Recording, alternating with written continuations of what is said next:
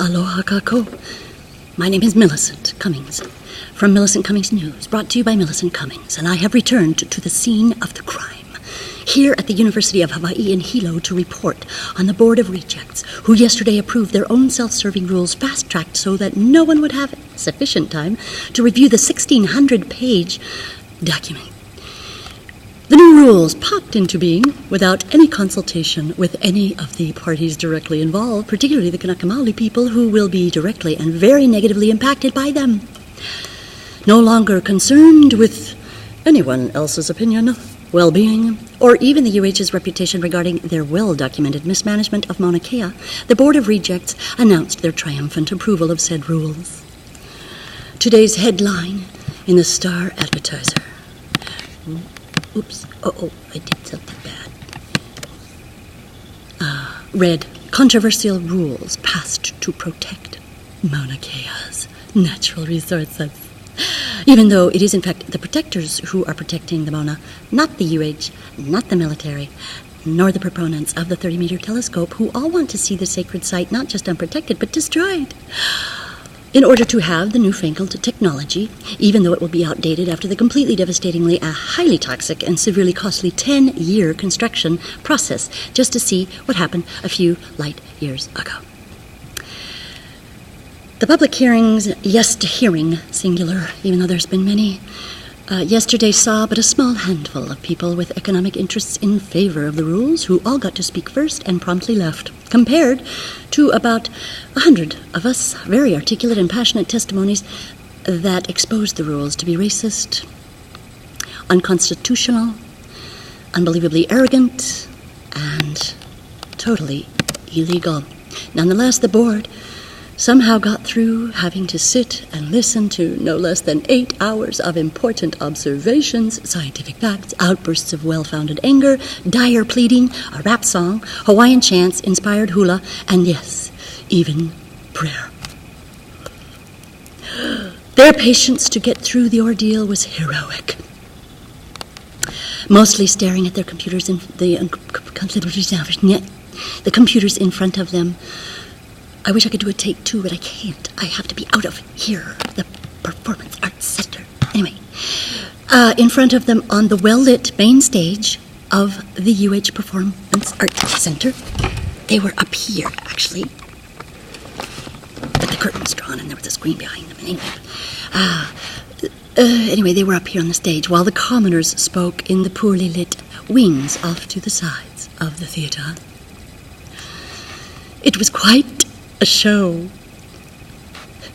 The Star Advertiser said many at Wednesday's meeting testified that the rules, pummeled in 2 previous rounds of hearings, are a blatant effort to restrict access to the summit, unquote. Why do I move the thing and they get lost again? One Kia'i accused them of being blatantly out of line, saying, I'm sorry to be so rude, but this is beyond rude, these rules. They are beyond offensive. This is participating in war crimes, genocide, ethnocide, ecocide, and it betrays all common sense, Millicent Cummings told the Rejects.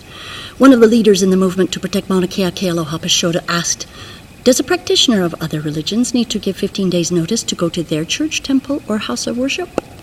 Of course not. Every time we go up for ceremony, we are blocked. But yet the astronomers are not. Many pointed out that the university is merely a lessee of land, designated conservation land within Crown lands, stolen land that actually belongs to the beneficiaries of the Department of Hawaiian Homelands. Actually, it just belongs to the Kanaka Maoli. Let's just get that squared away.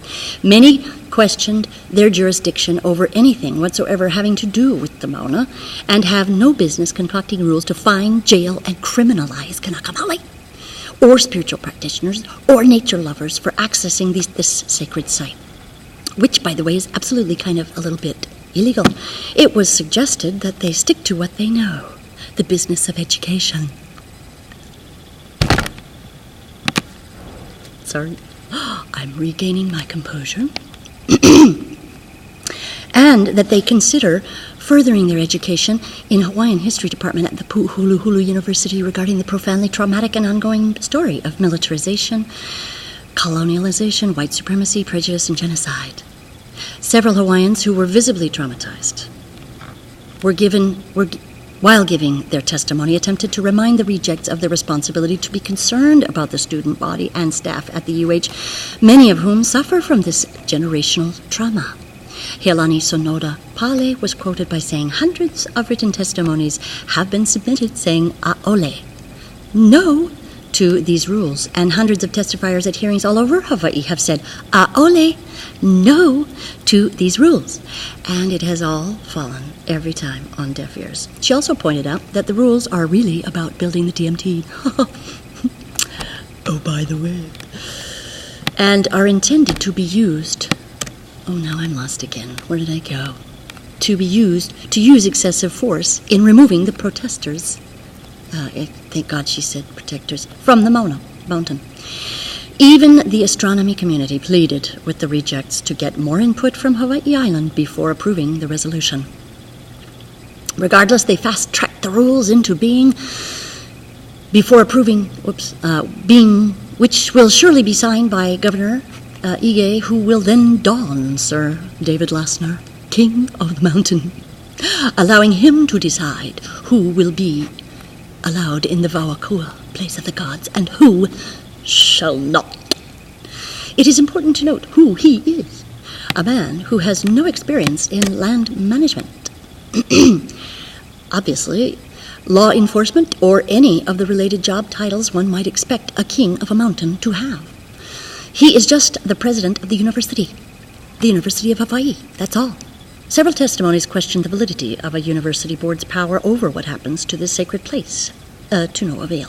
Mauna Kea observatories said in their written testimony, the possibility of losing TMD and 5 telescopes would deal an enormous blow to the university's flagship astronomy department. Global astronomy would be critically impacted by the loss of scale, scientific leadership,